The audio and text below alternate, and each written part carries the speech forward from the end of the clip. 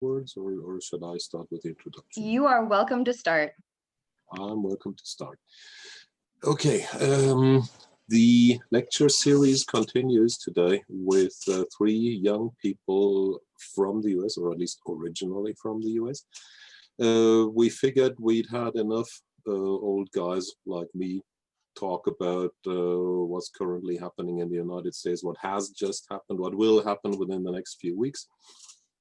Likely this will be the first inauguration of a president since Andrew Johnson, or actually his successor Ulysses Grant, that will not be attended by the incumbent, currently still incumbent president.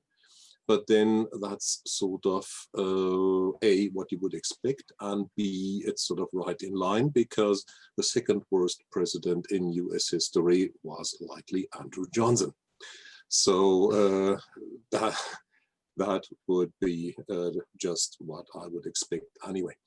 And these three people will have to live not just with that, but with another row of US presidents, I would expect. When my friend John Adams and I recently looked back on our lives, and we realized that we were only two presidents apart, even though also 15 years, but he had been born in the last month of the presidency of Franklin Delano Roosevelt. And my life started when Eisenhower was still president. So I've been through 13 presidents of the United States so far. Our speakers, Charlie Peck is from Omaha, Nebraska originally. That's somewhere near Kansas. He received his bachelor's from Florida State and his master's from Purdue University, and that's where we got him from. Because he was on the exchange program a series of it twice, so we're doing a mother-daughter thing here. But this mother is now actually going back to the US in a few days, and she's leaving Nyla with us. But that's fine, because Nyla just told me that she's planning on a career with the German Aerospace Agency. So she's probably staying for a while, and welcome her to the country. And finally, Kayla Draheim from Rochester, and that's Rochester, Michigan. There is actually a Rochester in Michigan, just like there's a Rochester in New York, and there's a Rochester in Jane Eyre, and there are probably other Rochesters that I can't think of at the moment. She received her bachelor's from Michigan State University, so she's stayed in Michigan for a while and currently works at the Carl-Schurz-Haus as the assistant coordinator of youth programming and the coordinator of the Inside America program. And since I told her that if I didn't get enough information about tonight's speakers, I would have to make up some things, here's that part. Kayla is actually involved with the Environmental Protection Agency's semi-secret program to repatriate the raccoon population from Germany to the US. Donald Trump told the EPA that raccoons, who were introduced to Germany in 1934 by Wilhelm Freiherr Sittich von Berlepsch, I didn't make up that name, so that they shouldn't be here because they are needed to make the American raccoon population great again. So that's what Kayla is actually here for, to catch and repatriate raccoons. And now we lead over to my first question, and then I'll shut down my video. Given the average life expectancy of Americans, which is slightly lower than that of Germans, you will probably be around for another 50, 60, or even 70 years. What do you expect that century will look like, especially regarding the development of American society? Floor is all yours. It's a pretty heavy question to start with. When I think about back to my studies, what we were reading most of the time was the fall of the United States, once a world power, no longer, why democracies die, all of these books about the US failing to be a world leader anymore, and or I mean, whether it's failing itself or being pushed out by other countries like China. And I do wonder, because it seems like the track that we're on, we're not making it back onto the world stage. And if we are on the world stage, it's not for particularly good reasons. I struggle to stay optimistic about the US's role in the world. And I really do wonder if we will just sort of slowly decline. I'm not exactly sure what the future holds, but I guess I'm happy that we're young enough to possibly see it, but also skeptical at best. That's an answer, Nyla. It's you. So, I mean, from my perspective, I didn't do the studying as you said, but of course, yes, it could slowly decline, but I feel like also you saying like because we're realizing now could also make it particularly better in the future, because I mean it's a bunch of times I've heard people, it's constantly talking about the US. When you say you're from the US, it's automatically a go-to statement from the US or a go-to person that they want to talk about. So I feel like entertainment influence is like probably gonna be there for a little bit, but when it comes to like Hollywood, that sort of Hollywood, and I feel like Trump is still entertainment for people. He's hilarious. Absolutely. Yeah, exactly. Yeah. So that part, I feel like maybe, especially, I mean, even Hollywood too, when it comes to media and stuff like that, we have a big impact on a lot of things. So Netflix and all that stuff, Amazon Prime. And but when it comes to like political advice, I feel like people are gonna be like, nah, we don't want the US's advice right now. Thank you, but stand by, like stuff like that. Charlie. Yeah. Oh, great. I don't know if I like this round table. I don't know. Well, I think that one thing that like Germany has going, or at least considers that the United States does not, is that Germans believe that climate is a real thing and Americans don't. And so like, unless we address that, then we are going to be left behind quickly. And so, I mean, the question was 50, 60, 70 years. I mean, I think really it's probably more in the next 15, 20 years where, I don't know, decisions are going to have to be made. And I don't know, the US is like this weird, bizarre rogue state. Like, I don't know, just don't allow any sort of investigations. Like, we are the world's police, but if anybody asks us any questions, we act like a jealous boyfriend, like, no, I'm asking you the question. I don't know, it's very strange. And so what's going to happen 50 years from now, I can't even fathom, because 5 years from now seems so strange when, like, what, most recently over half of our population doesn't even think coronavirus exists, so it's like, God, half of us shouldn't even have a say in the matter. I don't know, it's very interesting. To look that far down the road seems foolhardy, because I mean, as was mentioned, I came here with the intention of staying 10 months, and then a pandemic happened. So 10 months was not even a realistic time frame. So I know this is kind of a cop-out answer, but I don't know, looking 50 years down the road just seems insane. I have no idea. I don't know what I'm gonna eat for breakfast tomorrow. So it's like 50 years from now is just a wild question. Yeah, we'll see. I definitely do feel like I agree that like the US is kind of that attractive bad boy like thing that's leather jacket, smoking cigarettes, motorcycle. Totally. Your parents don't want him going around you, but he still does whatever he wants. He's like like doesn't like the law, like doesn't really care about the law, breaks stuff. You kind of like the way he stinks, and so you want to be around him. He's got that definitely, you want to wear his jacket. Yeah, no, I feel you on that. You want to be with him. You should be with like maybe like say Europe or Canada or something like that, but no, like the US knows. Canada's the smart decision, right? Yeah. It's the US decision. Is like the sexy, dangerous decision. Absolutely. I feel like we're tooting our own horn. none of that is genuine. Yeah, I don't know if that really answered the question. I don't know. That's okay. It was a fun analogy either way. But I guess I just wanted to now talk a little bit about why we're here today. So we're young, we're American, we all live abroad, and we've essentially come together in the hopes of discussing some of these topics that are currently pressing in the United States right now, but also to answer your questions. So as an audience, you're more than welcome to lean our discussion in a particular direction.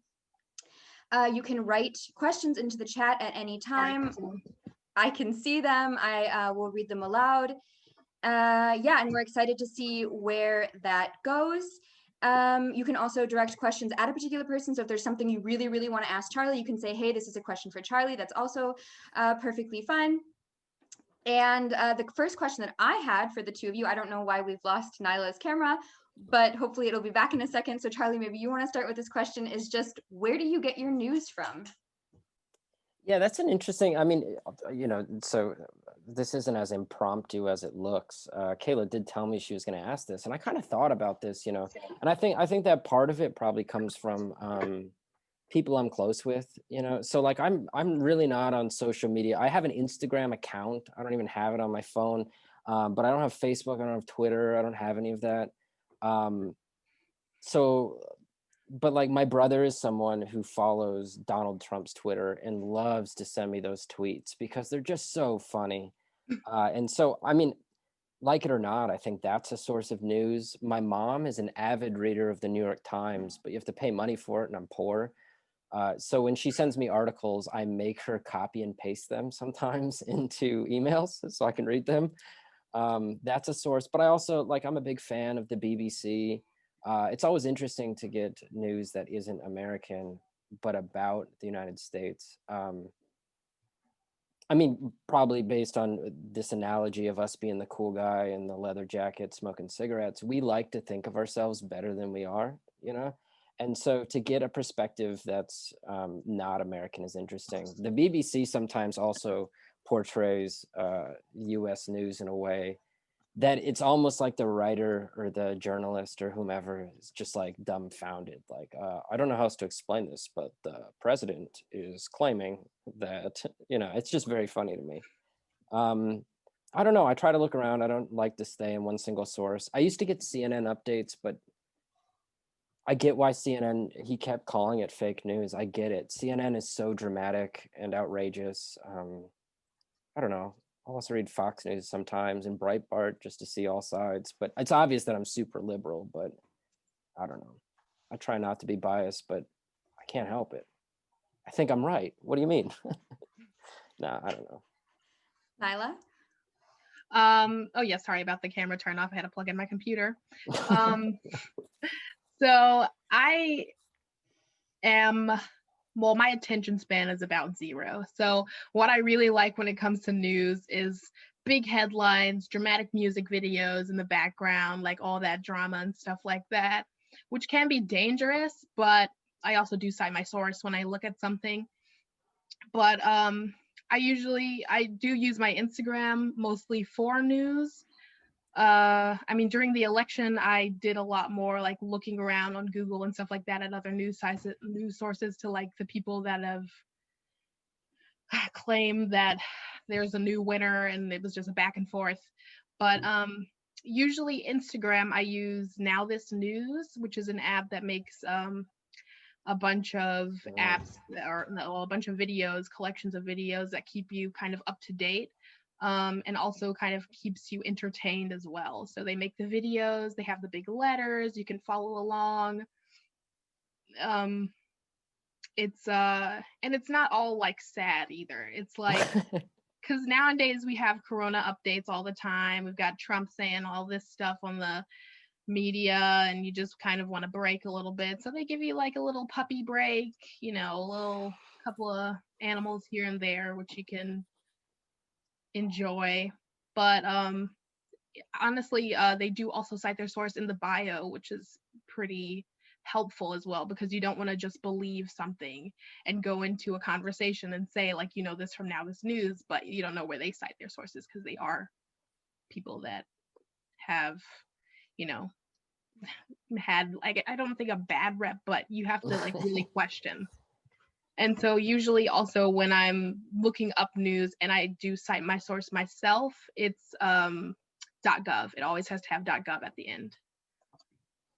Just so it's a little Wait, bit more. I'm sorry, explain that. When you look for a news source, it has to be a .gov site?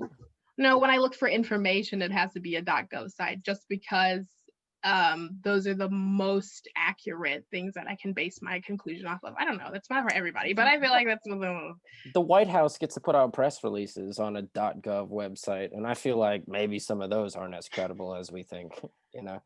yeah. But it's super interesting that you go to .gov, irs.gov.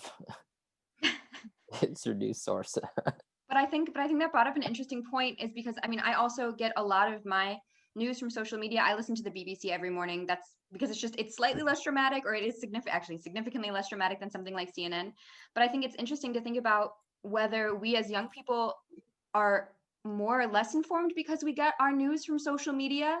But then the question is, are we more literate because we grew up with social media, as opposed to somebody who didn't grow up with social media and then takes everything at face value? I don't have an answer to that question. That's just something, as Nyla, you were talking, that popped into my head. It's like, okay, but maybe we do know how to go about it better because we know how social media works, and we know how to take in news from things like Facebook and Instagram and Twitter and those sorts of things. Yeah, I think that's really interesting that all of us get our news from social media, because I think a different generation would not be saying the same thing. So I definitely think that's unique to us. One of the next questions that I had for you guys, which I mean, of course, you already know these questions, but I'll read them again anyways, is a lot has happened this past year, as all of you are very well aware. And one of the other questions that I had for you all, and I don't know your answers yet, so I'm excited to hear this, is what is the most shocking thing that happened in the last year? Because so much happened, if you could reduce it down to one moment, one thing, what was the one thing where you were just like, what? And obviously in relation to the United States.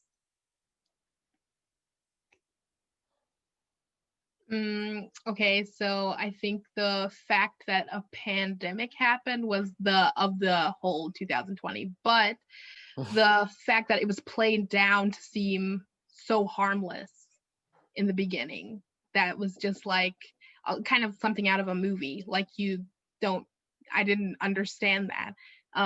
During that time, I mean, I'm referencing to when Trump said like it was okay, like everything was okay, it's not like that bad and stuff like that, just playing it down. I saw coronavirus up close and personal with my aunt, and she had to be put on a ventilator, and that was like really difficult. And I was like, so like, am I tripping? Like, why is she having this bad reaction? And it's not supposed to be this bad. We actually thought like this wasn't like normal to be happening. When was that? Because you were stuck in the US, right? Yeah, I was stuck in the US for about 2 months in March, and she got it like 3 weeks afterwards. And it being played down so intensely, people actually thought like, yeah, I can still go to work, like I can still do this. And she's works at a law firm, so she thought it was a stomach bug, and she went in the next day, which she's not supposed to do. So it's just that playing down of something so serious and something we've never experienced before, but then automatically knowing what we need to do even though we haven't experienced it, like having that knowledge and stuff like that, is again being the bad boy basically. Like, you don't need no rules. Yeah, no, it's so wild. And I wonder if it's just because we're from a place that is, I mean, I don't, it's true to say that we're hit super hard by Corona, but it's not like there's something in our water supply or what. It's just because we're dumber, or I don't want to say that, but like we just, we're less likely to follow any sort of like social distancing or whatever sort of regulations. It's like Nyla was saying, I don't know, I think that we probably have people like a good family friends of mine yesterday, their grandpa died from Corona. And it's like interesting because I know plenty of people here who are like, do you even know anyone who's been sick, or know anyone or who's, it's like, oh yeah, no, like half of my cousins, I have like 36 cousins, and half of them have had Corona so far.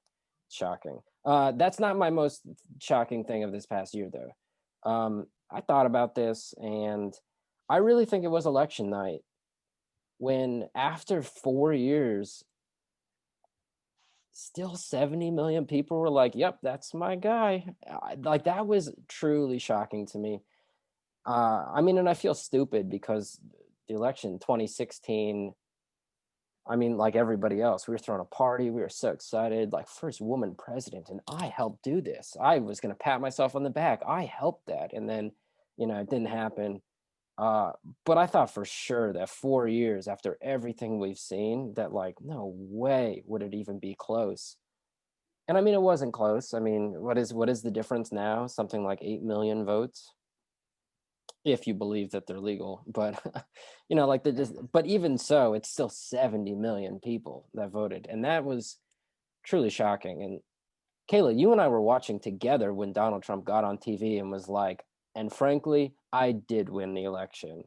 That was like, I thought I was going to throw up a little bit. I didn't, because, you know, bad boy with the jacket and the cigarettes. Yeah, what was it, like 8 a.m. Germany time? Yeah, it was super, super late. I'd been like asleep on the couch for a couple hours and like woke up to hear him speak. It was good. But yeah, no, I think it was the vote count is the most shocking thing. Yeah, 100%. I mean, I'm sorry. I have to say that this was my first time voting this year, which was fantastic. But I feel like that's 7 million people, or was it 70 million or 7 million? 70. Yeah. I feel like that really made me feel like my vote counted for some reason, just because it's just that many people that really thought that this needed to change, even though, I mean, Trump got his votes. And in a way, I can see why, but it's still kind of not like understandable. Mm-hmm. I still do like think, and I'm really glad like that the first time I voted, I felt like I did something. I just did something, because usually I know it's like 70 million people, like I'm a little grain of salt, but it still like feels like a good thing. It felt good to do it this year. And you're registered in Indianapolis? Indianapolis, Indiana. I also voted in Indiana. So your absentee ballot, did they let you vote local elections, or only what, president, vice president, and senator? Yeah, that's the only thing. I only had like 3 things that I could fill out, like 3. Like, I mean, did you think that was kind of bullshit? Because this is the first time I voted from overseas. But like, Kayla, you showed me your ballot, and you could vote for like 15 things, and we somehow are treated like second grade citizens. Yeah, I think it was since it was my first one, it was my first vote. I was still kind of like okay with it, because the main point was to vote for the odd man out, or the person that I wanted. Yeah. But I did feel like a little left out, because I know a lot of people if you vote in Indiana personally, you get still all of that stuff. Yeah. But now, since I'm here, I have to like vote for just like the 3 main things. Wait, but was this because it's Indiana, or is this because y'all both had emergency ballots? No, it's because in the state of Indiana, you have to have a physical address in this state where you reside to vote in any local matters. Whereas if you're abroad, you can only vote in federal things. So like when I attended Purdue, and I could just go to the student union and show my Nebraska ID, and they were like, what is happening? And it's like, no, I promise I can vote. I could vote for, you know, local judges and sheriffs and so on and so forth. But I didn't realize that abroad, I could only vote for the federal things. So president, vice president, and senator. Yeah, because I was able to vote for everything. This long ballot that I filled out. Yeah, I don't, yeah, that's not a thing in Michigan. I don't know. Yeah, but we also know that the state of Michigan, apparently those votes are all fraudulent. So who even knows what you voted for, right? I mean, was my vote even counted? We don't know. I mean, I do know, because I can see the status online. You can look, yeah. Which is one good thing. But going back to my most shocking moment. Yes, please. Because I was thinking about this, and I think this is maybe just because it hit home for me. I mean, obviously everything that has to do with the US since I live abroad feels much closer than as I was living in the US. But I think the most shocking moment for me was when I heard that the FBI had broken up this coup to kidnap the governor of Michigan. When I saw those articles come through, and I was like, oh, hold up, sorry, what's happening in Michigan right now? And I'm reading these things, and then afterwards I had people come up to me and say, Kayla, aren't you from Michigan? And it's like, yeah, because this made international news. This group of rebel, I don't know what to call them, terrorists, right? I mean, terrorists essentially that had gathered guns and were planning out the kidnapping and ransom of our governor. And this was just so wild to me. And I you know, I had voted for her. She wasn't up for re-election this past time, but when she was originally up to become the governor, I did vote for her, and she came after a Republican governor. She's a Democrat. She put in a lot of really harsh restrictions for Corona, and initially Michigan looked really good for Corona cases. And then all of this happened, and she was taken to court. And I just thought, what is happening in Michigan? We seemed to be doing it the right way. We elected her. She was Democratic. She was doing all these processes, and then suddenly anarchy broke loose in Michigan. And I'm still baffled by that, because I'm from there. I was born and raised in Michigan, and this was just completely mind-blowing to me that this could happen in a state where I grew up and where I went to university. I would never would have predicted this as I was living there 4 years ago. You said that she enacted these really harsh Corona measures. No, that's a genuine question. Did you find them harsh, or you think harsh in the perspective of, what are they, Michiganders? Is that the word? We're Michiganders. It's ridiculous, because it's a gander, it's a goose. What? I think I used the word harsh because that's the sort of rhetoric that was used when they talked about her. And they talked about her policies that she had been implementing, how they were illegal and how she shouldn't be doing these things because it's impeding on our freedom to decide and da da da da. I mean, compared to what we were allowed to do in Freiburg when it was bad, it wasn't any worse. They were the exact same measures that we had in Germany during the high point back in March and April. So, I mean, I wasn't there, I can't say, but it didn't seem like it was any worse. But the way it was being reported made it sound like it was this absolute ridiculous thing. But like I said, the case numbers started to look good, and then they took her to court and they repealed it. And then the cases started to skyrocket, and now the Midwest doesn't look good at all. No, and last I read, aren't they trying to file articles of impeachment against Governor Whitmer? I mean, they filed them against the governor of Ohio, and I'm blanking on his name right now, but also in Michigan, aren't they trying to file articles of impeachment? I wouldn't even be surprised. I'm honestly not sure, but I wouldn't be surprised at all. It's shocking, yeah. Wild. Absolutely. We actually have another question, and I feel like, we have a question from an audience member, and I think at this moment of transition, it would be a cool time to ask it. And it says, I was wondering why Americans are so divided. Why would 74 million Americans vote for Trump after the last 4 years? Unless, I don't know. So first off, I said 70 million. I didn't realize if 74 is the right number. Either way, it's still the most shocking thing that has happened in the past year. I think part of it is one, tribalism. Everybody likes when their team wins, you know. You Europeans love soccer, and it's like, I have been on the #1 Straßenbahn coming back from Littenweiler after Freiburg lost, and it's just sad, you know, like it's terrible, right? And that's part of it, is tribalism. You like your team to win.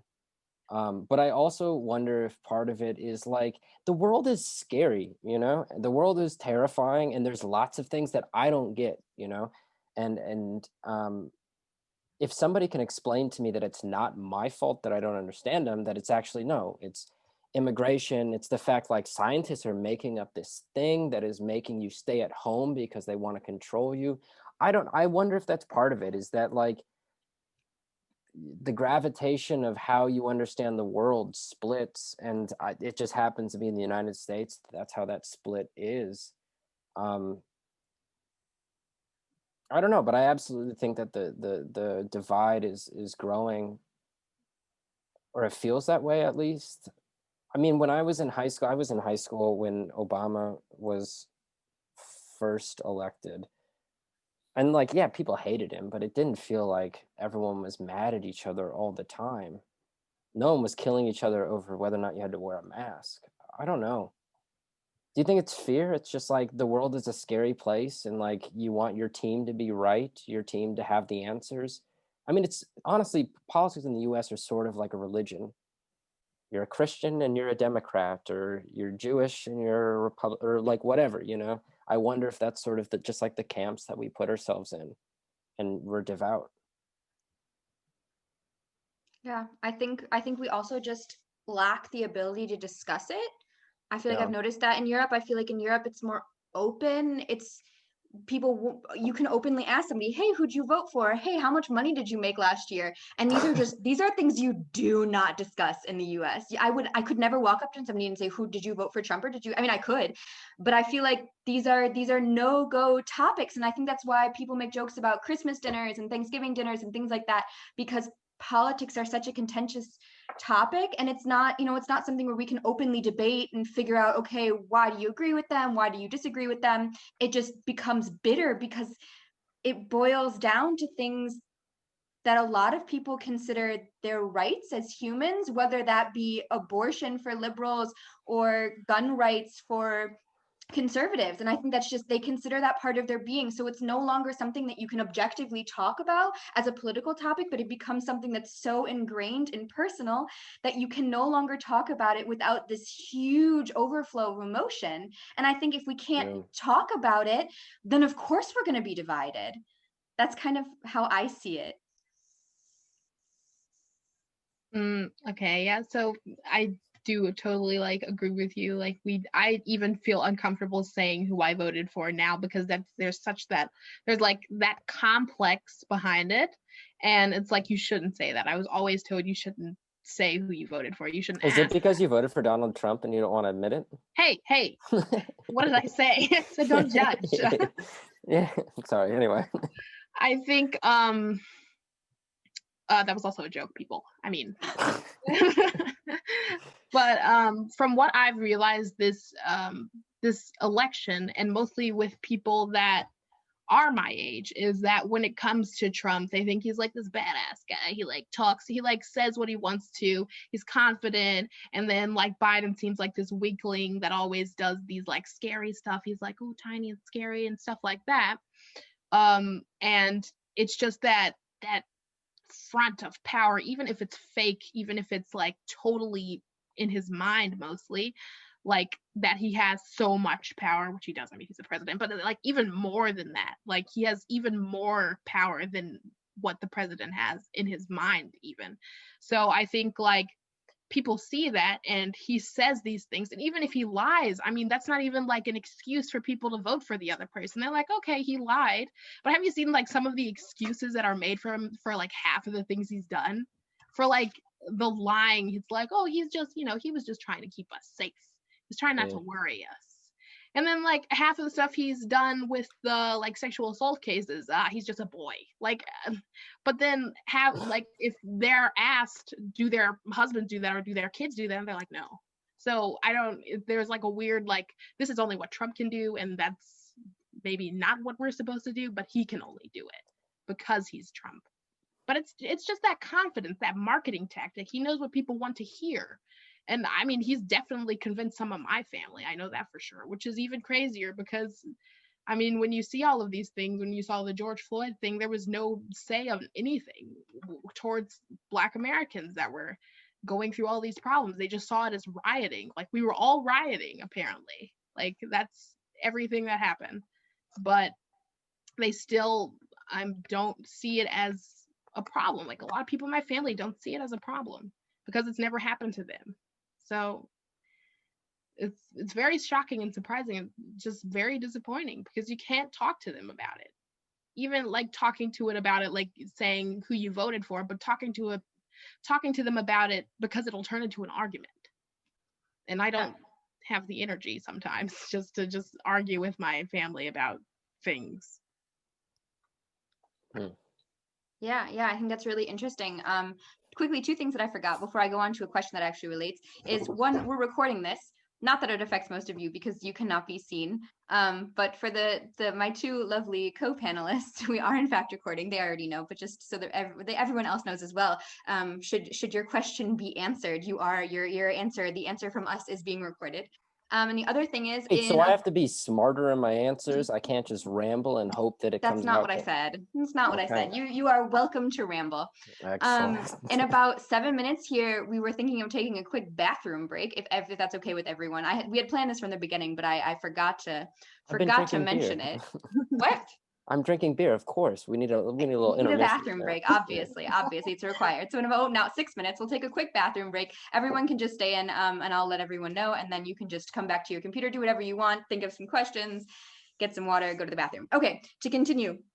So this question I think was kind of already a little bit answered, but I think it's still interesting because it says, how come that US Americans don't seem to talk about politics, but still seem to openly display who you vote for? And I think this is interesting because, you know what, you're right. We love our lawn signs, for example. We love sticking lawn signs in there and saying, oh, vote for whomever. And you know, why is that we're able to do that and not discuss it? But I think that goes back to what I was saying before, is just that you are voting for somebody because of these very personal reasons, and you lose the ability to talk about it in an objective way. So if somebody questions your vote for Trump or questions your vote for Biden, you assume that they're questioning these fundamental rights that you feel as a liberal or as a conservative that you should have. That's my understanding of it. I don't know if you guys have any other perspectives on that. I think it's, I mean, no, it's exactly that, but it's also like the identity politics are so wrapped up in it, where it's like, oh, Kayla, you voted for Trump. That means that you don't believe in abortion. You think that gay people shouldn't get married. You think that trans people shouldn't exist. You think that immigrants should stay on their side of the, you know what I mean? There's so many things that are wrapped up in that like, I personally, like, I listed all those things that I vehemently disagree with, but if I saw someone with the Trump hat on, I would automatically assume those things. And like, I don't know, like, do either of you personally have any close friends who are on the opposite side of the political spectrum? Hell no. I'm just being honest. No.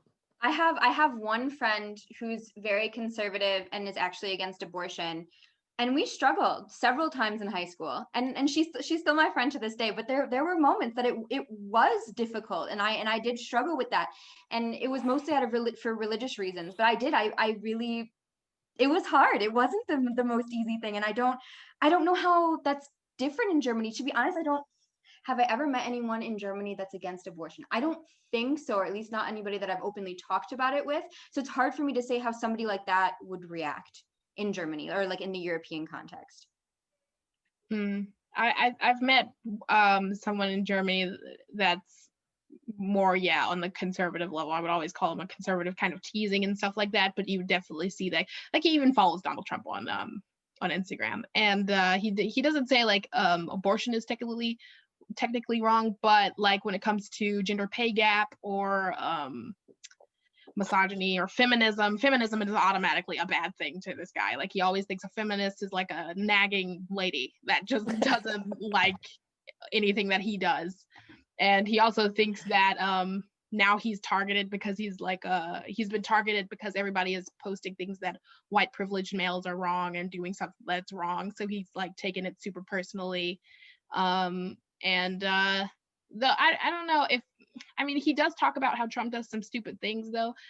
But he doesn't really talk about how Biden's so great either. So it's kind of it's a weird mixture of things. And I only am like friends with him to try to like talk to him about some of the things that he says, because he definitely doesn't say it around people that he doesn't know. So, but that's also interesting, right? Just to avoid it. Like, if you know somebody is of a particular camp, it believes particular things on the political spectrum or in the socio whatever spectrum, that you just choose to not talk about it, is also like, how is that productive?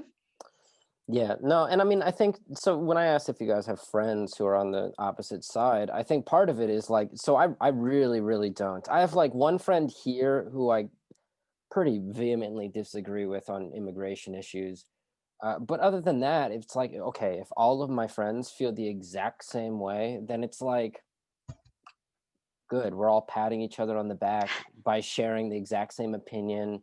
You know, it's like, honestly, no, I shouldn't say this because she's my mother, but I'm gonna say it anyway. Like, it's why I can't talk to my mom about politics, because she'll just be like, and Donald Trump, and it's like, yes, I know you and I think the exact same thing, but like, it doesn't do us any good to talk about it, you know?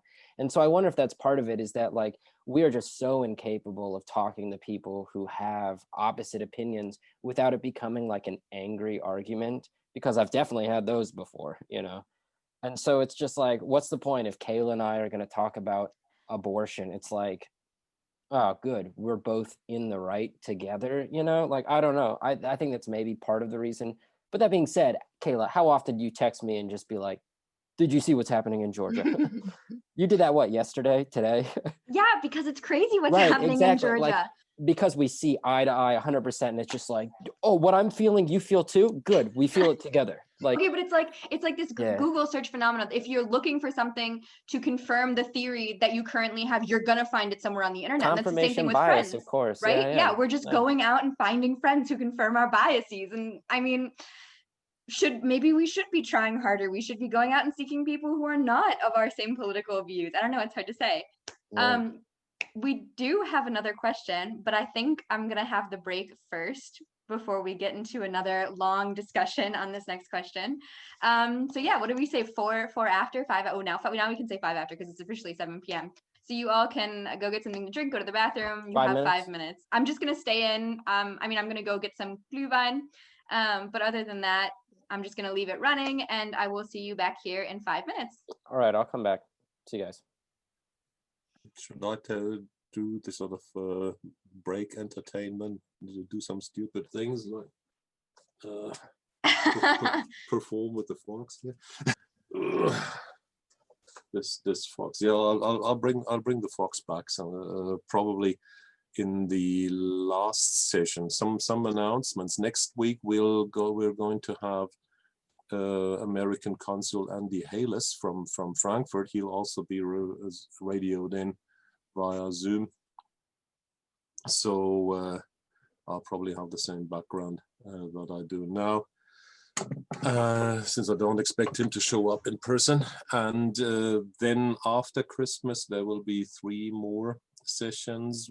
The first one on the 7th will be on women in the American politics, and particularly in these past elections. Yeah, I mean, obviously we're thinking of the same people. Then on the 14th, another lecture in German. That's going to be Walter Perron, whose topic is das amerikanische Strafrecht, American criminal justice, which seems to be have a strong list disadvantaging the minorities, and notably African-American males. And then on the 21st, that is the day after the inauguration, I'll have had some hours to prepare something about performing the American presidency. And I'll speak about exactly that at a time when it will be interesting to see whether we're going back to the European 14th century, when there was a pope in Rome and a counter-pope in Avignon. And for all we can tell at the moment, there may be a president in the White House and a counter-president, or the pseudo-president in Mar-a-Lago. Now, that will be interesting. The only other time there were 2 presidents on American soil was during the American Civil War, 1861 to 65. And I recently gave to a good friend of mine who is on the other side, because I do actually have friends on the other side. I gave to him a photo, an original photo of Jeffrey Davis, which I came across more or less coincidentally. And yeah, I know he must have been very grateful, but I put a card in with it that said the other American president that shouldn't have happened. So he has thanked me, but via his wife and my wife, not directly. Talking to the other side is difficult, and apparently it has gotten increasingly difficult over the last 15 to 20 years. There's even an article investigating, researching speeches in Congress, which shows clearly that by word choice and semantics, Democrats and Republicans are drifting apart, have been drifting apart over the past 20 years, even in Congress assembled, where you would think that there is a sort of common jargon, the common language being spoken. Apparently not even that holds true any longer. But with that, our panelists are back. I'll quiet myself and disappear again. No.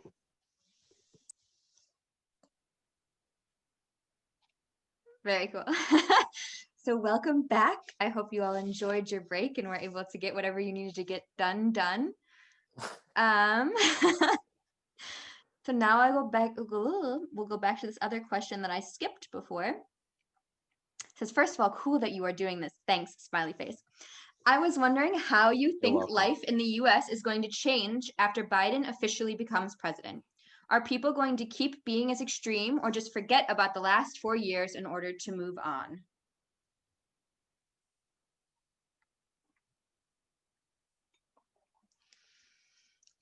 Shall I start? Hold on, can you repeat the question again? Yeah, for sure. Well, I guess there's two parts of the question. How life is going to change after Biden officially becomes president. And the second question is, are people going to keep being as extreme or just forget about the last 4 years in order to move on? Okay, so I've talked about this a lot with my mom, and we both kind of come to the assumption that it may get worse before it gets better. It's kind of like a withdrawal from the presidency of Trump. So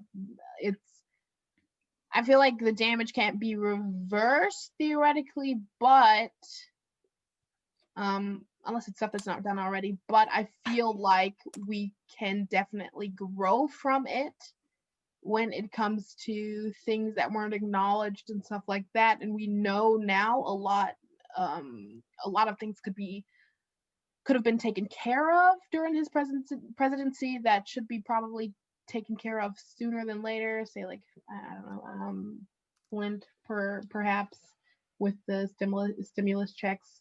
But we have definitely talked about how I feel like the hurt and stuff like that can't be like changed so soon just because there's a new person. Because of course Biden is also saying a bunch of things that we would like to hear, and he doesn't like Trump and stuff like that. It's great, but hopefully he does come through like with the things that he's promised or said for the community, basically. Yeah. I mean, at the end of the day, what almost every president has made promises that they haven't been able to keep. So I feel like it would be naive of us to say, oh, as soon as Biden assumes office, then all of these things that we've been asking for will magically come true. I mean, that's not going to happen. That's the reality of the situation. And I mean, at the end of the day, he's also going to have, I mean, it's still democracy. He still has these political systems that he has to go through. And what did he say he wouldn't?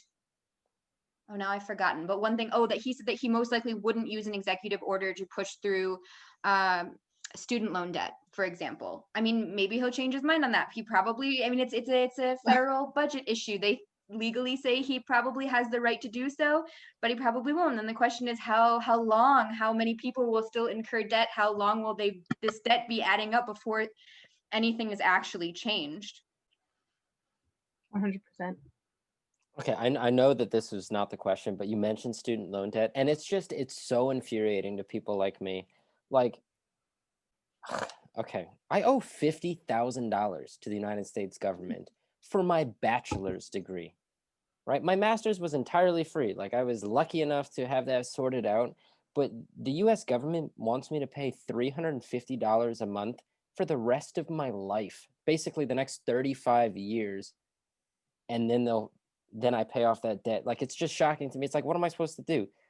It's insane to me. And it's just so frustrating. But I hope that the US doesn't move forward. I hope that they don't forget and move on. Are you kidding me? It's shocking to me. Like, a man was murdered in Minneapolis on camera. Like, I hope that those protests don't end. That shit needs to change. I'm sick of hearing about it. You know how frustrating it is to have to teach a class here in Europe and be like, oh yeah, 30 kids got shot in school yesterday.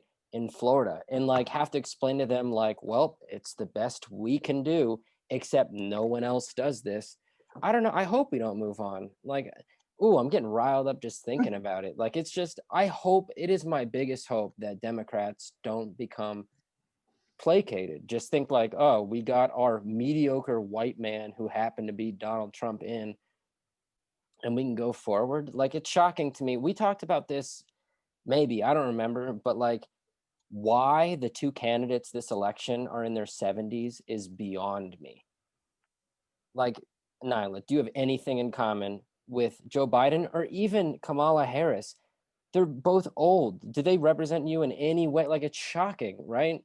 That's a problem. Yeah, definitely. 100%. I mean, people have asked like, oh, why does it matter if he's 70 years old? Like, why does it matter if he's white or anything? But he doesn't represent what America is or what the US has been. It's diverse in so many places, but we still have these people, the same people in the White House. Yeah, and like, you know, and I talked a little bit about how I don't have any friends who are on my side of the spectrum. People that I got in arguments with would have been guys just like Joe Biden who thought that they were like, no, but I'm doing the right thing. And it's like, no, it's unbelievable to me. And the only person who was young, who was running, who was it? Pete Buttigieg.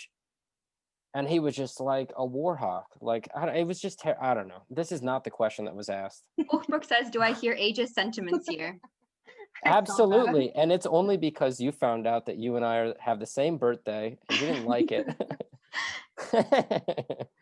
But going back to this question, what about the other side of it? Charlie, do you remember that article that I sent you about Nebraska, about all the Trump supporters that were just kind of like, he lost, whatever. So what about, okay, so we've talked about the Biden side of things, that we don't want them to forget. We want them to keep pushing and keep saying, we want these things. We want progress. We can't forget these things. What about the Trump side? They lost, what should their reaction be? What will their reaction be?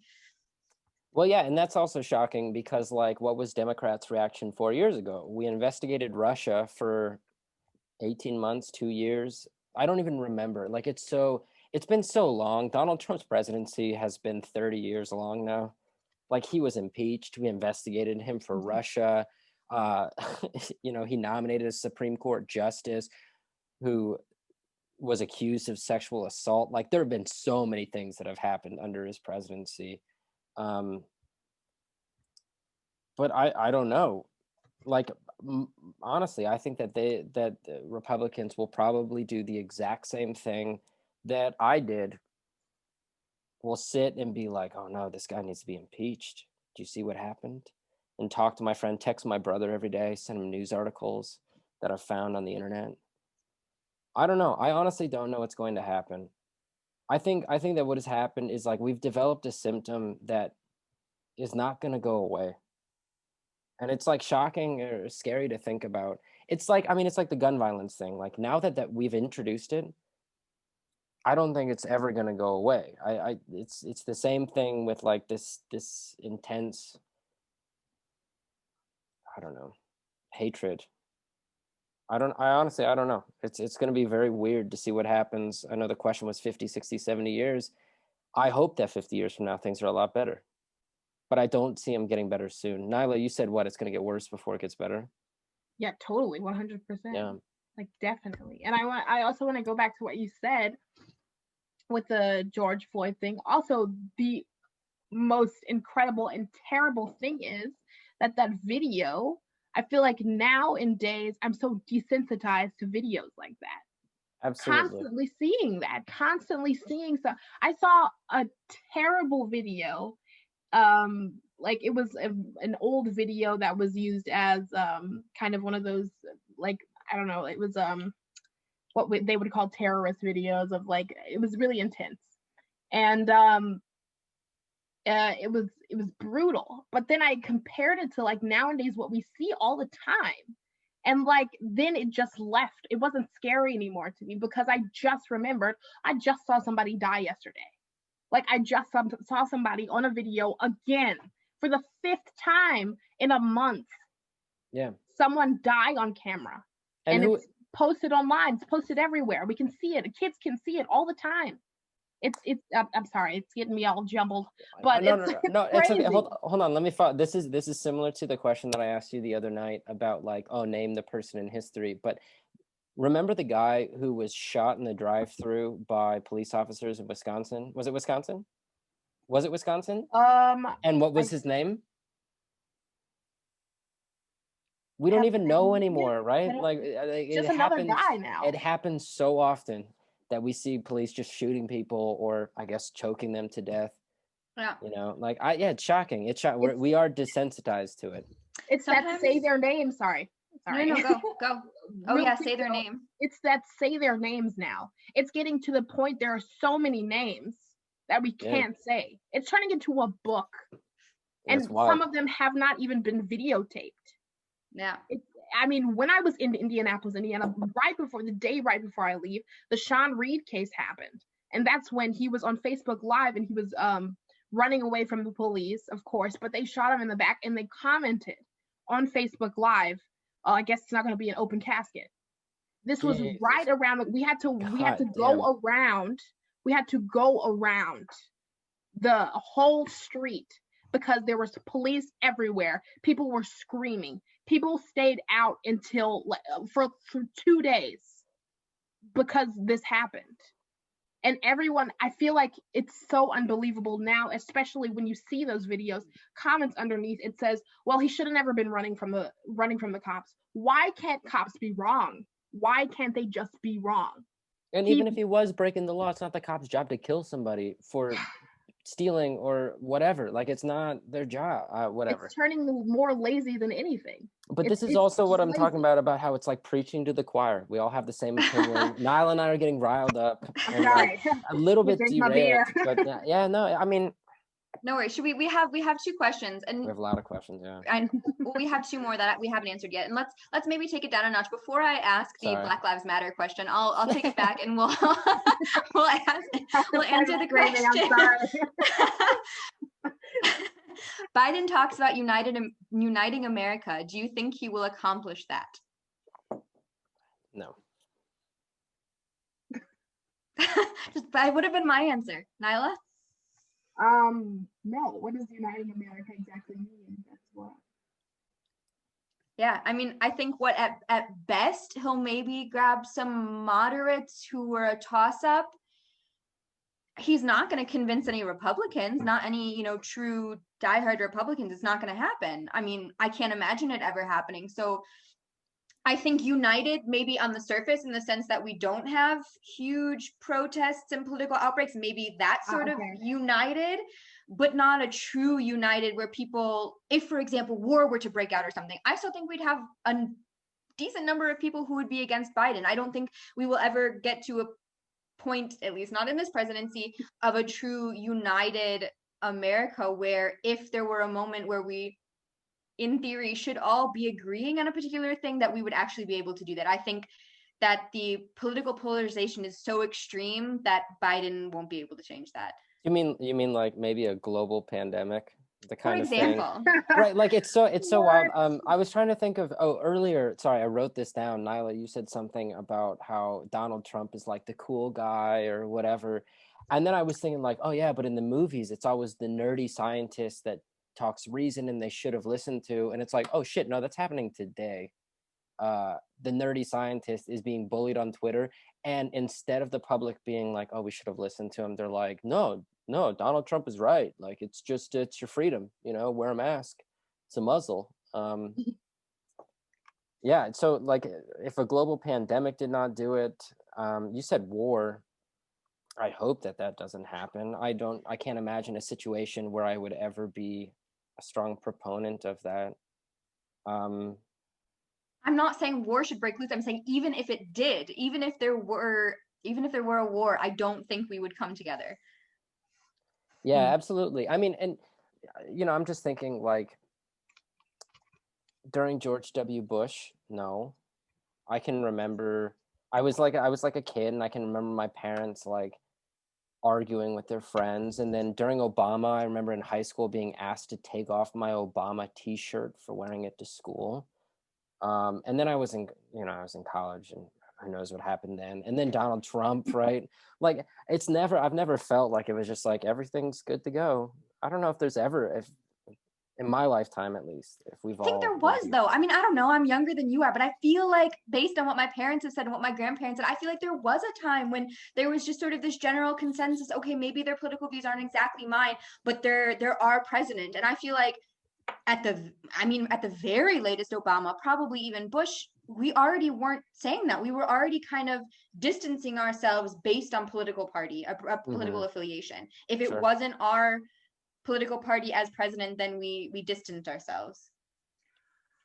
I still have like, yeah, I mean, I don't think that everybody's gonna just break out in war immediately or anything. Like it wouldn't happen immediately.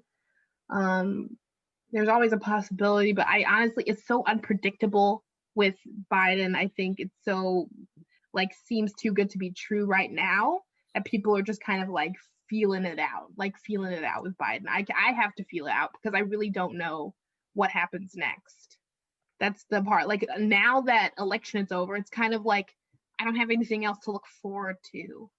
So I mean with Obama, maybe there was a slight I don't know, a slight coming together, but honestly I don't even know. I still have people that like tell me like, oh, I voted for Obama, by the way, like randomly, and it doesn't do anything. But it's because they think that like isn't in with you, or why are they telling you that?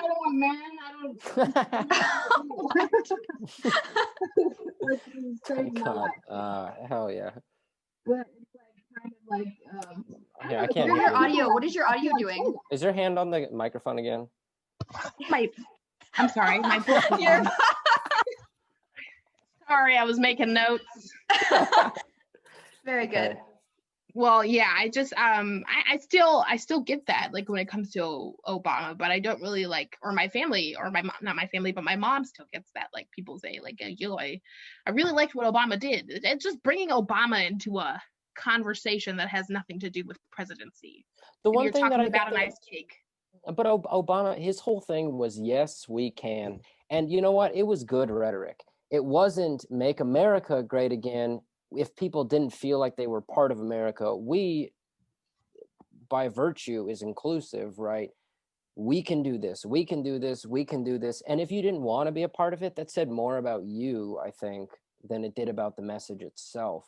But make America great again inherently is like, great again for whom? You know, I have friends whose parents had to drink at different water fountains. You know what I mean? It's like, who are you talking about? I don't know. But yeah, what time period is he talking about as well? Because there's a lot of time periods that aren't that great for people like moi. So then, like, what is making America great again? What is that? I feel like, has he elaborated on that like a lot more than we've seen? I feel like it's just been that as a blatant comment, and then I feel like if anyone would know, it would be Charlie, and Charlie is frozen if I see this correctly. What a shame. Yeah, because I can't answer that question. I don't know if he's ever expanded on that and set a specific time period in which, oh, this is the America that we're aiming for. I'd like to think not, but at the same time, maybe it's Trump, who knows. It's very possible that he's said something so outwardly racist that, I mean, I wouldn't put it past him, but I'm honestly not sure. That's an interesting question. If he's ever like truly specified a block of time when he's like, this is the America that we're aiming for, none of which are probably good periods to aim for. The implicit period, I think, is that of Ronald Reagan in particular. Okay. Ronald Reagan and George Bush the elder, because that was a time when they retook America from the Democrats after the Nixon disaster. And I don't think anybody expected this to happen so soon. And of course, Reagan was the other actor in the office of the President of the United States. More about that in January. Okay, good. Okay, thank you. That's interesting. Charlie, did you get any of that? No, I was kicked out, and it's entirely, I'm on the university's hardware, so it's not my fault. Blaming the university. Wow. Absolutely. Sick burn, man. Yeah, I honestly, I don't know what happened. No, I missed all of that when I came back. My question was, has Trump specified what making America great again is, like what time period that is? And Wolfgang was saying that it was the Reagan period, most likely, when the government was taken back by from their Democrats, taken back by the Republicans. I don't know if you had any insight on that. I think maybe that's why it's also smart is that he didn't specify, because then the idea is like all of these people who live in gentrified neighborhoods, or all of these people who own farms and then subsidies have taken it away, or had their factory job taken because it was shipped overseas, or whatever the case may be, people who feel like now their life is worse off than it was, then they have like a vague thing that they can blame it on. They're like, oh yeah, I remember when it was great back in the 80s or the 70s or 1994 or whatever, like it doesn't matter. And I think that having that vague thing, I mean, it's the same reason that like, yes, we can works, because it's like, yes, we can whatever you want, I guess, but that's looking forward. Yes, we can do this, versus look back to when it was good and everything since then has been shit, is a totally different message. I don't know. So as Wolfgang was saying, it's kind of more to the time like that he's like referring to more of the time that Ronald Reagan was president. Could we see a possible connection between the two? Like, do you guys see a connection between them? What? Between Ronald Reagan and Donald Trump? Yeah. Like, could he possibly be aspiring? Oh yeah, that's right. Yeah. That's all pretty much, I think. I don't know. I wasn't alive when Ronald Reagan was. I don't know. Neither was I. They both had an attention span of the cooking time for a soft egg. It's a perfect analogy. That was amazing. That was great. Because it's true. Okay. How long you cook your egg, because Donald Trump, I don't think he can pay attention that long. But yeah. Depending on if it's a hard-boiled egg or a soft-boiled egg. He said a soft egg. Yeah. Okay. Well then, probably. But either way, yeah, no, I think there's probably a comparison to be made. But either way, it's like sort of this tough guy. Yeah, I don't know. Interesting. Sorry. So you guys ready to we have because we still have this other question that's in the chat. Hey, regarding the Black Lives Matter movement, many people think that apparently radical demands like defunding the police hurt the Democrats and cause a greater divide among citizens/politicians. So what course should Black Lives Matter take? Just be even more bold and radical, or like give in a little bit? Great question. Kayla, take it away. I'd like to see it from you guys' perspective, actually. Do you want to know what our Black Lives Matter perspective yeah, is? Just real quick. Good. Thank you. Yeah. I think in small ways they could make concessions, but I think overall the demand should remain the same. I think in little legal battles, it's okay to make concessions if it still means that you're taking a step forward and getting closer to your goals. I think it's risky, though, as a movement to start to pull back. I think I mean, I can't say, I can't speak from that. I don't know that perspective, but that would be just in comparison to other movements that have happened. That would be what I would say, because I think it would, to a certain extent, be foolish to not accept certain political gains that you might get by pulling back just a little bit. But I think it's important for them to maintain this sort of, hey, no, things need to change, and not just a little bit, but by this and this much.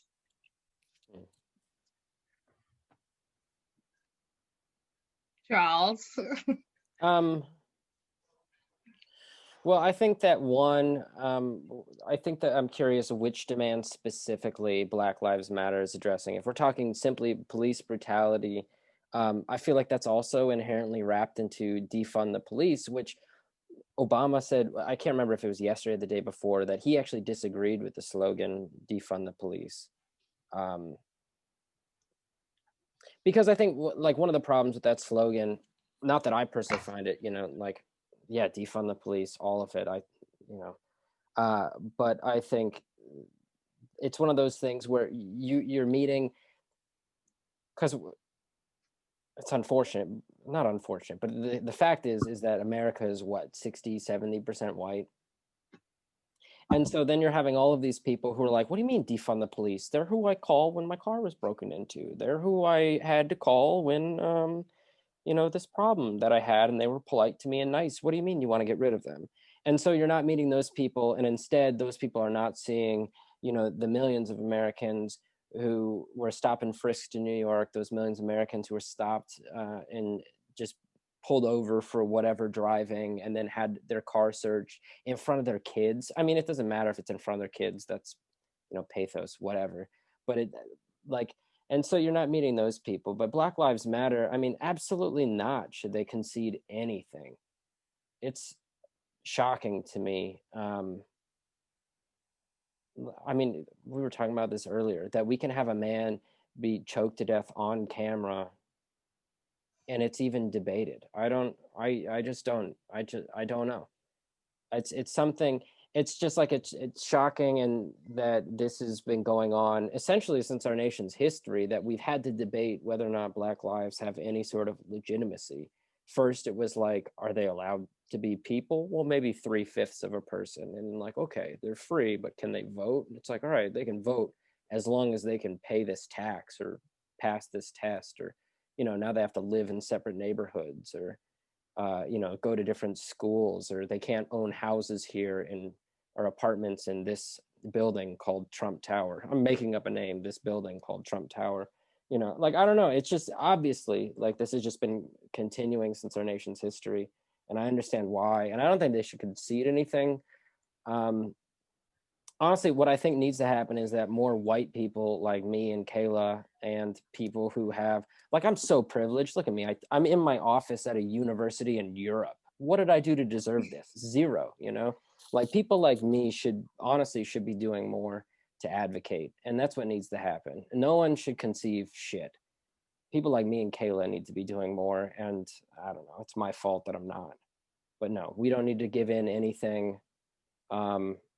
Whatever divide happens, I'm fine if racists don't agree with what happens in my country. I'm cool with that. That's my take. Okay. So I guess I'm there, or it's my turn.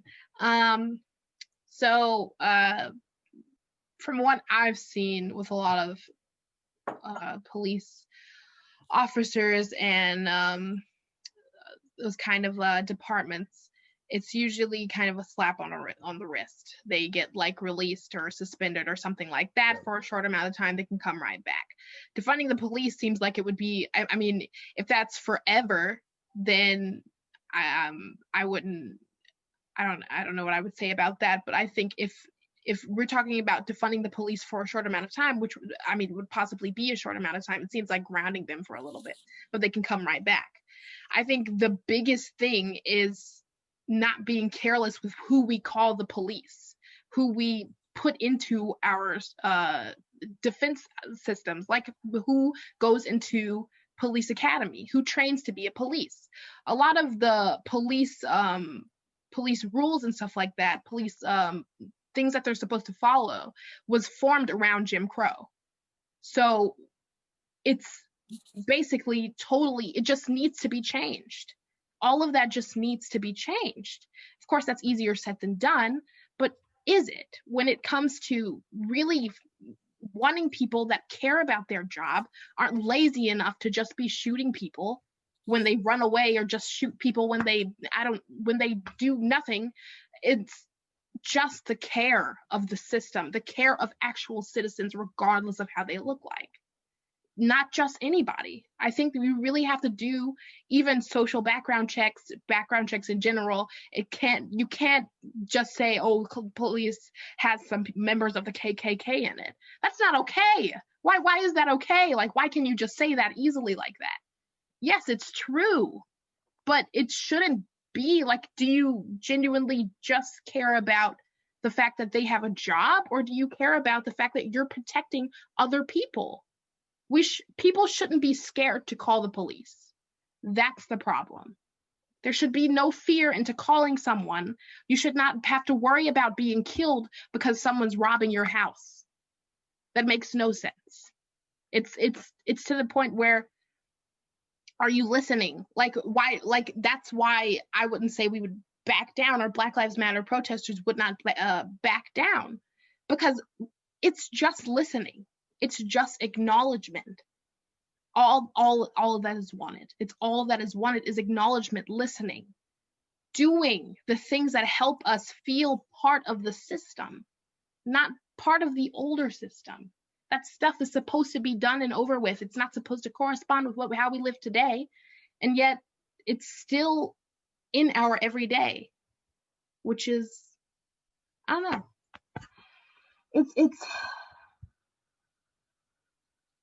It's crazy. Hold on. All right.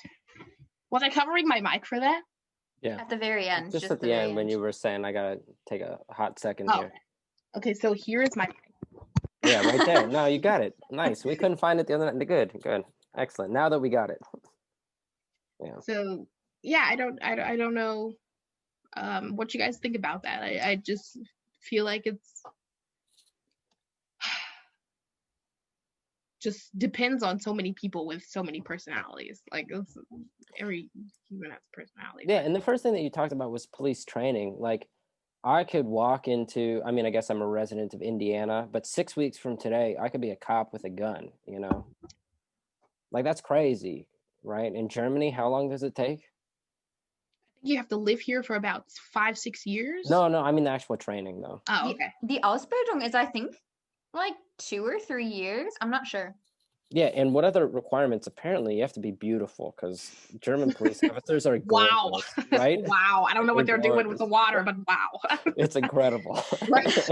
They're not the same cops that we have in Indiana, you know. Ooh, that's funny. Okay, but another question on this, Nyla or Charlie, can this be something that is top down? Can this be, we have Biden as our president, now we can start because we'll get this top down sort of thing where things at the federal level start to change and then they'll trickle down economics, or Make is it police something great again. Yeah, or is it something where we truly have to start in community? I mean, ultimately the answer is probably both, but I'd still like to hear your opinions on it. So you mean, so what's the question? I'm sorry. With changes to the way the police function. Is it something that Biden can change because he is now president? Or is it more irrelevant who the president is and more important what the local communities are doing?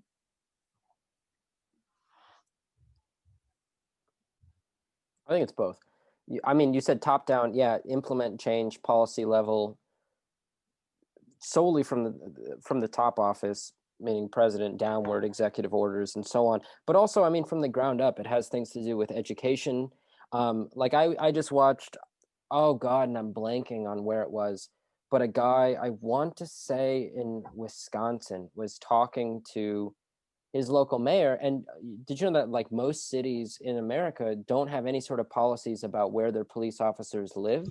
And so you can be a police officer in, you know, New Orleans, but you can live out in the rich suburbs, and then so you can commute in every day, and then you go in and police people that you don't know anything about, you know, and it, obviously those demographics are different. And so, I mean, things like that obviously have to change. I think that you should have to live in the community you police, because the demographics that exist in like Stuhlinger are obviously very different than like, I don't know, I'm blanking, whatever, it doesn't matter.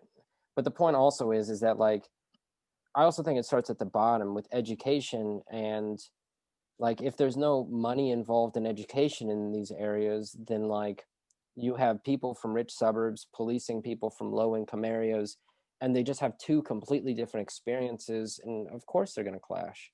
And I think, I don't know, that's part of it. Education, obviously it's my job, but like, I think education is one of the most important things that has to change. You know, and how we educate. Like, it's shocking that most schools in the United States have metal detectors. You know, the fact that I, like, growing up in high school, I saw guns in my high school, I saw knives, I saw police officers tackling students and putting them into handcuffs. Like, those sort of things are probably foreign to the average German person, but I saw those, you know, and it has, I mean, that's money and it's funding and education. I mean, if your community is not doing well, then of course, I don't know. That's just my opinion. Nyla?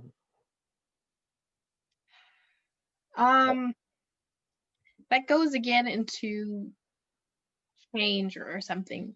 I mean, when it comes to, like I said, when it comes to like the Black Lives Matter movement, it's I feel like we have yet to be acknowledged by the president and stuff like that. And I feel like with Joe Biden, I don't know. That's why, I mean, I hope he doesn't do it like he just starts doing it at the beginning, like what we want to see.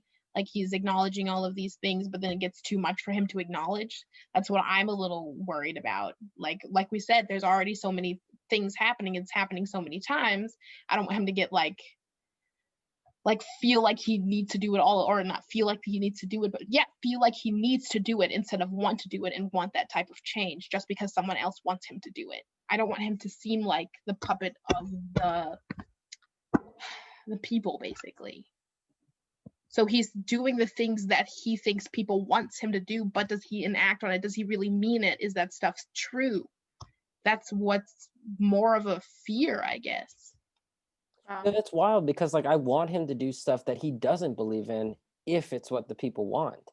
And Yeah. like there are so many examples where that is a bad situation, but like even if he's like, no, police are good, but the entire nation is like, no, you got to change this. Of course I want him to change it. So I don't know, but like I get what you're saying. I don't know, it's tricky. It's tricky like to like, yeah. If you saw how many I feel like he got a really big increase in the African American votes. A lot of people at the beginning were saying, "Oh, he worked with Obama. He's a brother. He's a brother," and that kind of, I feel like, persuaded him to say a lot of things like that. Oh, if you don't vote for Joe Biden, you're not black. Like that one thing that he said. Oh no, he said you ain't black. Yeah, which is even better, I think. Delicious. Yeah, not cringy at all. And I feel like that was kind of one of those jokes that people, it was like an intended joke to be like silent. You shouldn't say anything about it. Don't say anything about it because now you're calling us out. Don't do that. But I mean, it theoretically was not truly what that meant. I feel like a lot of people also thought he was going to be Obama, or Obama was going to be vice president. That's what a lot of people thought as well. But it shouldn't be because we're black that he's posting all of this stuff, or it shouldn't be because we're African American that he's acknowledging the Black Lives Matter movement. It should be because it's equal rights, and he realizes that it's equal rights, not we got to give the black people what they want, because otherwise they're going to keep doing this. So not politically motivated, but genuinely just like the human empathy. I want everyone to be treated equally. Yeah, make it sincere. It's terrible. Like, you have to make it like to the point where we're comfortable. Or at least I feel comfortable. I can't keep saying weird because I don't speak for everybody, but I do know that it's feels really genuine when someone talks about something that's really deep, like really hurtful, that really happened. They're like, oh, I'm sorry this happened. What can we do to make this better? Yeah. And how will we start moving forward? Then after the acknowledgement comes the doing. Yeah. No, I can only agree. We're almost out of time. I'll take this last question. You all are gonna have to keep your answers very short, even though it's a pretty complicated question. So pay attention. Okay, ready? Some right-wing commentators are now talking about partition of the US in order to secure conservative voters' freedoms. This is supposed to be achieved by President Trump declaring martial law and ordering in the military to redo the elections. That's pretty easy to discount as off the wall, which it is, but do you think there is any real danger in the future that the country might get so divided that another civil war could happen? So it's a question of civil war as we see it building up right now, for example, in Georgia, with Trump questioning the entire validity of the election system. No, I don't think, and anytime soon, maybe in the future or whatever. I think that I don't know, enough people are willing to save their asses, like Bill Barr coming out and saying that there's no election fraud, and now Trump is furious with him, even though for like forever it seemed like Bill Barr was Donald Trump's little attorney general puppet. People are way more interested in their own personal comfort and safety and livelihood. Like, to imagine going out into the street and starting to shoot my neighbors over who they voted for, like, I could not fathom it. And even like, I know plenty of gun radicals, I guess. It just like, I don't think that's going to happen in the near future. I don't know. I just don't see that happening. I think that there could be little like spurts, little outbreaks, but I don't think anything major, anything systemic, anything widespread. Yeah. No, yeah. I don't see that happening. Yeah. So Holbrook said that not the military getting involved, but militias taking to the streets. Well, militia took to the streets in Michigan and were immediately taken down by the FBI. So I don't know. I mean, like, but not the ones at Capitol Hill, right? The ones that protested on Capitol Hill with their guns and were in the Capitol building and then, stopped traffic on State Street, and they were just allowed to have their semi-automatic rifles. I mean, they didn't shoot anyone. But this distinction is that the one in Michigan, they had plans about how to block off bridges. They had planned to execute Governor Whitmer on live television, and the FBI knew about that. Versus like a bunch of guys who like play too much Call of Duty and say, I want to put on my vest and carry my gun. And I don't know. Like, I don't know. People who like to role play as a militia versus true militias, I think that there's a distinction. And for all the bad that they've done, I actually think that the intelligence services is doing a good enough job at stopping it. Like, I feel like wait. I just think that also I agree with you, Charlie, that like no, I mean I feel like no, not right now, like not in this time. It's still not, I can't say not that intense, but we still have opinions changing here and there constantly every day. Like it's just people are persuading people to think other ways, and people are starting to understand other people more. So it really comes down to, is civil war the fact that other people have opinions, or is it the fact that really you guys just can't get along? I think. I can't. I mean, it's all based on hypothesis and like what would happen in the future, and I really just can't say. But it's just, when it comes to opinion, people should just really understand that they can't change that, and why should one die just because of that? It comes to, I mean, I don't know what Germans think if Americans would do that, but I mean, we could get into war philosophy at this point. Why have we ever gotten into wars, and why have we ever chosen to kill other people? But I think then we're too deep. Yeah, and then we're pretty much coming to an end for today, because that was already our 90 minutes, if you can believe it. Okay, with our 5-minute break, but we're also already 3 minutes over, and we've answered all of the questions that were in the chat. So I hope everyone who had a burning question was able to ask it and had it answered, got an answer to their question. I had a lot of fun doing it. I'm really glad that Nyla and Charlie, you guys were here. Thank you, Professor Holbrook, for making this possible, for inviting us, for setting this entire thing up. I had a great time. I hope that you all did too. I hope that our audience enjoyed it. Yeah, and I'd love to do it again. 4 years after the next election, maybe. I'll still be in office then, I hope. I know Charlie is secretly aiming to supersede me. To get, I was going to say, you sound like Donald Trump. I'll be here in 4 years. Yeah, get my job and stay in Germany, which you're welcome to. We should talk about your doctoral dissertation at some point. Good. Well, thank you all for being here. Thanks to the 25 members of the audience who are still with us. I quote here von That's not a name, is it? No, that's just a Oh. letter. But somebody thanks you all for the spirited and thoughtful discussion. I do the same thing. I hope everybody has a nice evening. And if I don't see you before Christmas, that also. Next week, Andy Hailers, as I said, and then after that, we take a break until January 7th, so that everybody can go out and get the last Christmas presents in and write all those Christmas cards, and you can't complain that you had to attend all these lectures. Yeah, see you around. Take care. Yeah. Until next Thanks, time. guys. Wonderful. Mhm. Thank you all so much. Bye. I'm going to end it now. Yeah.